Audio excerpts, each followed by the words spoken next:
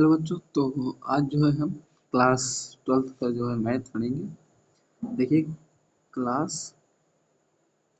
Class 12th का math है, वो भी चैप्टर नंबर अवयव है। तो मैं जो है चैप्टर अवयव को शुरू से पढ़ा रहा हूँ, एक एक टॉपिक को कवर कर रहा हूँ, जिसमें से मैंने लगभग 3-4 वीडियो अपलोड कर दिए हैं। तो आज हम पढ़ेंगे अवयवों का गुणनफल। तो देखिए, बहुत ही सिंपल टॉपिक है और बहुत ही आसानी तरीके से हम समझेंगे। आज मैं केवल इसमें आपको जो है बताऊंगा कि गुणनफल कैसे किया जाता है, उसके गुणधर्म क्या हैं और क्या कंडीशन फॉलो करता है। ठीक है, हम सब एक एक टॉपिक की बात करेंगे, तो देखते जाइए और समझते रहिए ध्यान से।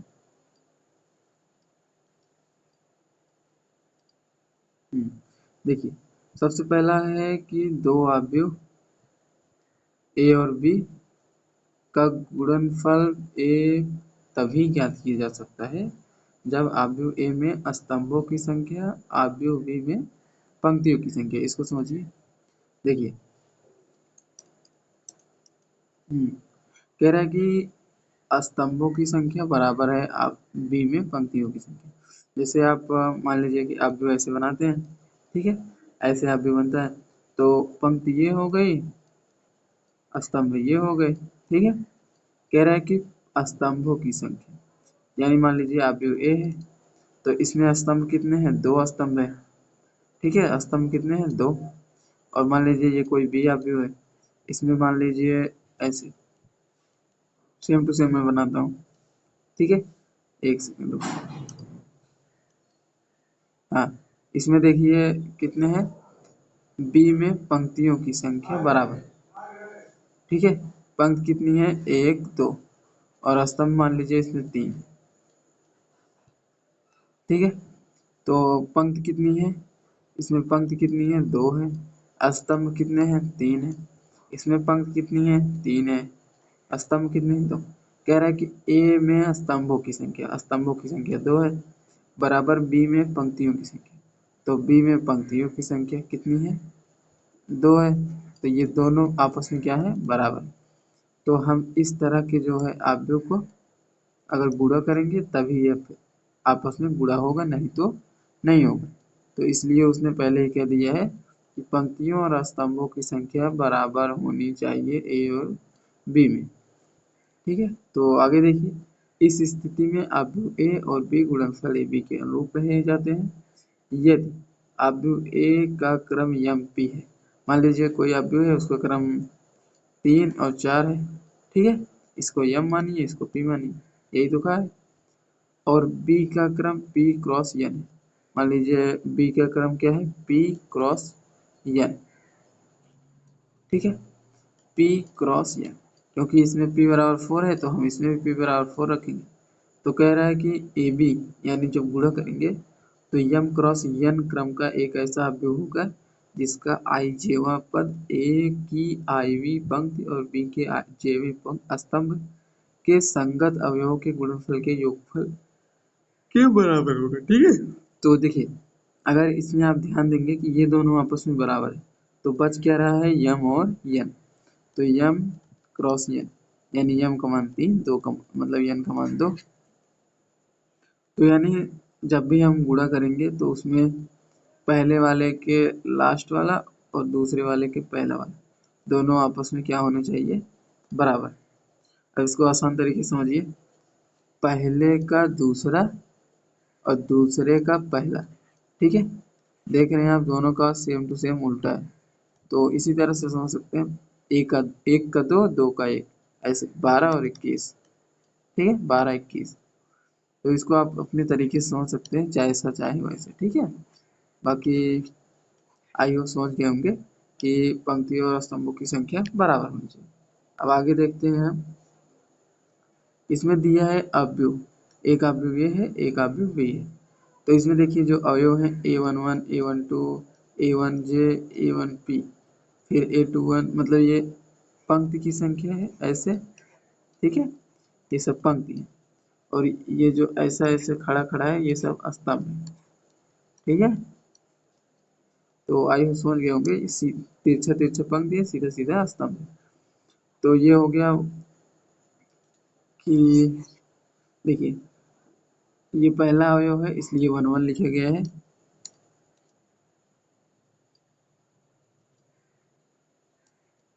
हाँ, पहला अवयव है इसलिए 1 1 लिखा गया, दूसरा अवयव है 1 2 लिखा गया। पहली पंक्ति पहली पंक्ति पहली पंक्ति पहली पंक्ति पहली पंक्ति, ठीक है। दूसरी पंक्ति दूसरी पंक्ति दूसरी पंक्ति। देख रहे हैं पहले क्या लिखा गया है, पंक्ति, तो दो दो दो दो दूसरी पंक्ति। स्तंभ लिखा गया 1 1 1 1 1 2 2 2 2 2, तो ऐसे, ठीक है, ऐसे बनाया जाता है आपका क्या, आव्यूह, ठीक है। तो आई होप समझ गए होंगे, कोई डाउट हो तो कमेंट कीजिएगा, ठीक है बच्चों। इसी तरह से बी का भी है, और आगे देखते हैं। फिर देखिए दोनों का गुणा करके दिया है कि अगर ए और बी का गुणा करेंगे और मान लीजिए वो आव्यूह सी बन गया है, तो उसका जब गुणा होगा तो C11 C12 C1J ऐसे वो भी बनेगा, यानी वो भी एक आव्यूह ही बनेगा, ठीक है। तो इसलिए डायरेक्ट दे दिए। तो जबकि CJ बराबर ए की आईवी पंक्ति गुणे बी का ज्यों पंक्ति स्तंभ, ठीक है। ए की आईवी पंक्ति माने रो वाला ऐसे, ठीक है। आईवी पंक्ति माने ये, और जेवा स्तंभ माने ये। वो तो पहले ही कह रहा है, पंक्ति पंक्ति माने तिरछा तिरछा, स्तंभ माने खड़ा खड़ा, ठीक है। तो आई होप समझ में आ रहा होगा। अब आगे देखते हैं हम।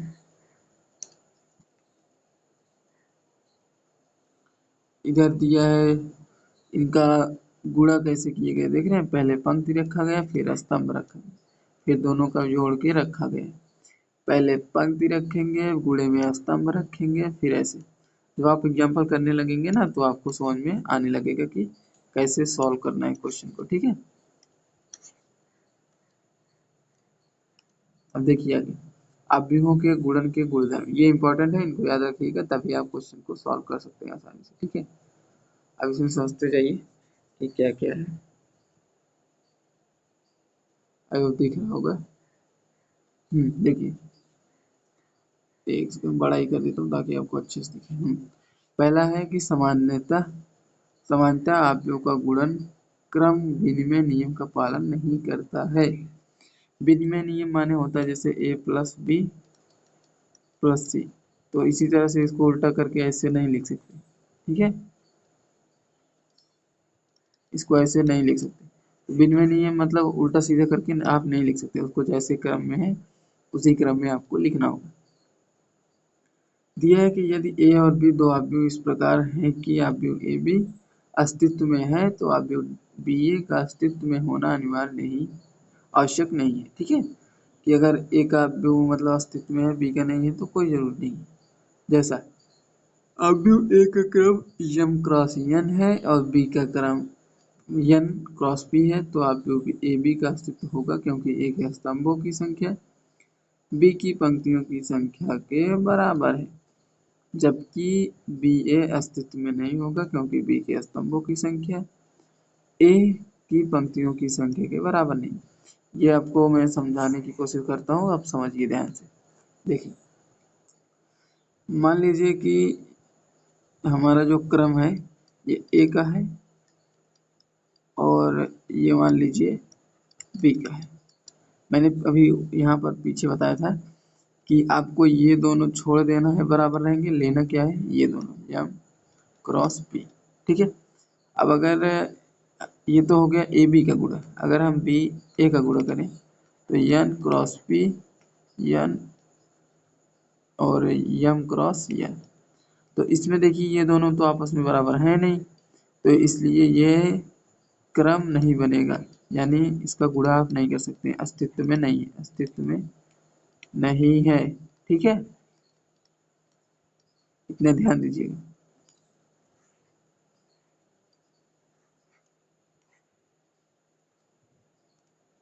अब ध्यान से दूसरा देखिए और समझने की कोशिश कीजिए, ठीक है। कि यदि ए और बी दो आव्यूह इस प्रकार हैं कि ए बी और बी ए दोनों अस्तित्व में है, परंतु ए बी और बी ए के क्रम समान नहीं है। जैसे यदि ए का क्रम यम क्रॉस यन है, बी का क्रम यन क्रॉस यम है, तो आव्यूह ए बी का अस्तित्व होगा क्योंकि आव्यूह ए में स्तंभों की संख्या आव्यूह बी में पंक्तियों की संख्या के बराबर है तथा ए बी क्रम यम क्रॉस यम होगा। इसी प्रकार बी में स्तंभों की संख्या ए में पंक्तियों की संख्या के बराबर है अतः बी ए का अस्तित्व होगा तथा बी ए का क्रम n क्रॉस n होगा अतः A B does not equal to B A. यानी अगर ए बी का आप गुणा कर लेंगे और बी ए का भी तो ये दोनों आपस में बराबर नहीं होंगे। ठीक है,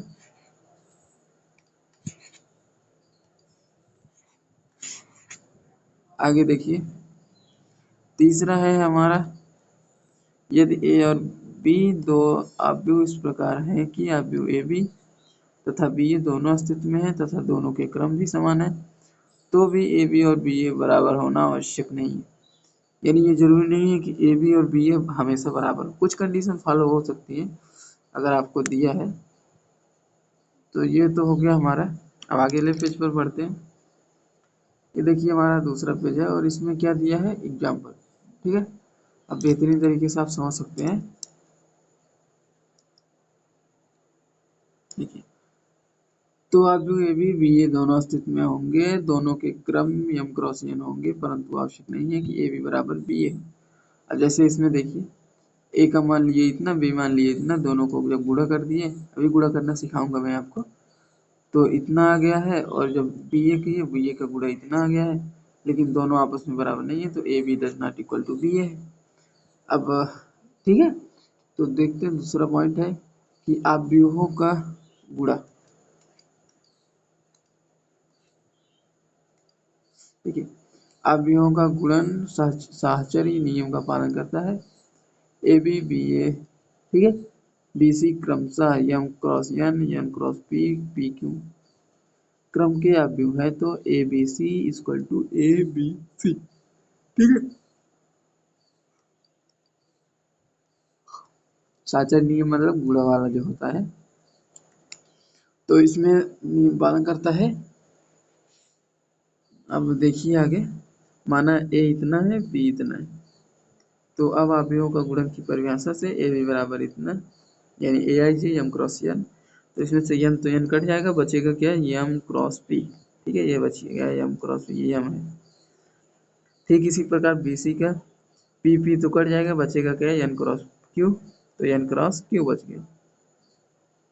ठीक है, इसलिए ए बी सी बराबर है जे इक्वल टू 1 है, सिग्मा है। ठीक है, सिग्मा एन है A I J B J के, और गुणे में क्या है, सी के एल और पी क्यू। ये आपको अभी समझ नहीं आएगा, जब आप क्वेश्चन सॉल्व करेंगे मैथमेटिकली तो ज़्यादा समझ में आएगा। थियरी अभी आपको शुरू शुरू में कम समझ में आएगी।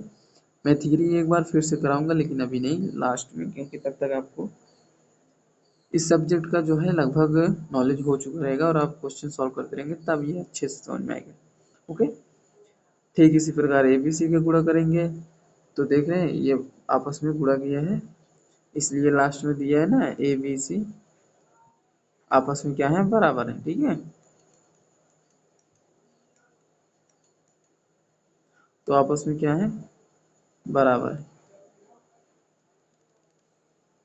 अब देखिए इधर,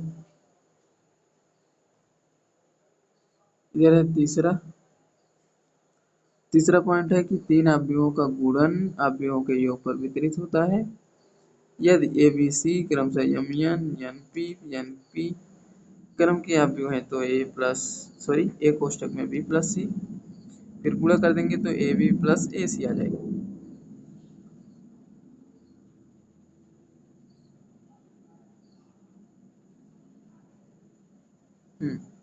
तो माना ए इक्वल टू इतना, बी इक्वल टू इतना, सी इक्वल टू इतना, आव्यूहों को योग की परिभाषा बी प्लस सी बराबर इतना, इतना हो जाएगा।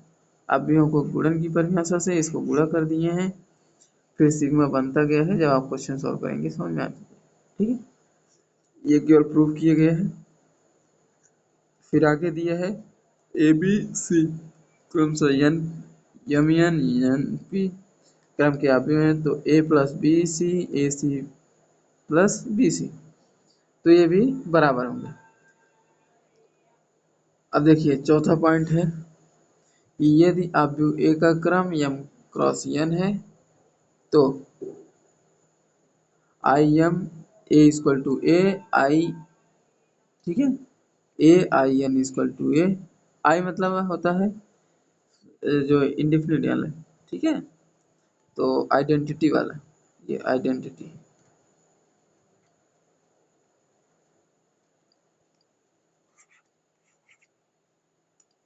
जैसे जब आई बराबर क्या होगा, ये वाला 1 0 0 0 1 0 0 0 1, ऐसे जो आप भी होंगे उसको हम आइडेंटिटी यानी आई से डिनोट करेंगे।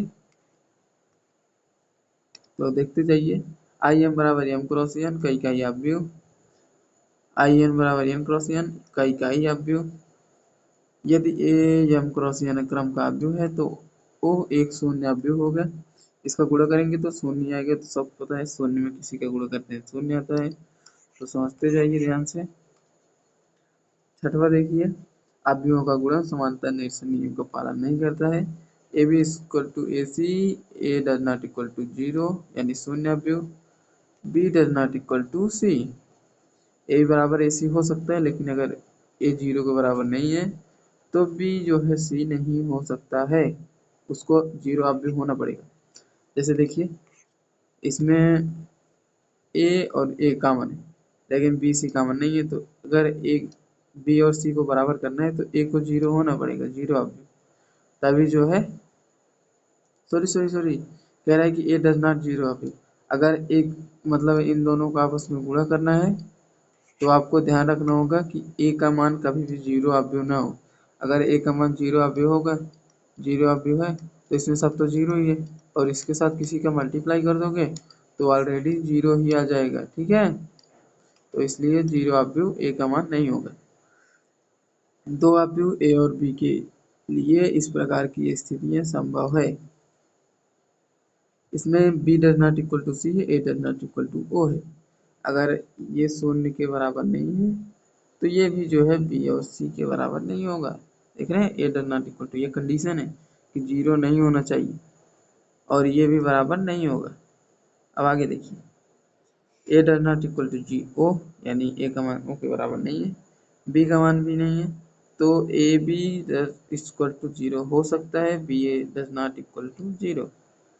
ओके, यहाँ पर वही कंडीशन दिया है, परंतु A B equal to zero equal to B A, ये भी कंडीशन हो सकता है, कह रहे हैं कि संभव है, ठीक है, हो सकता है, जरूरी नहीं है, मैथमेटिक्स है तो कुछ भी हो सकता है। तो आगे देखते जाइए।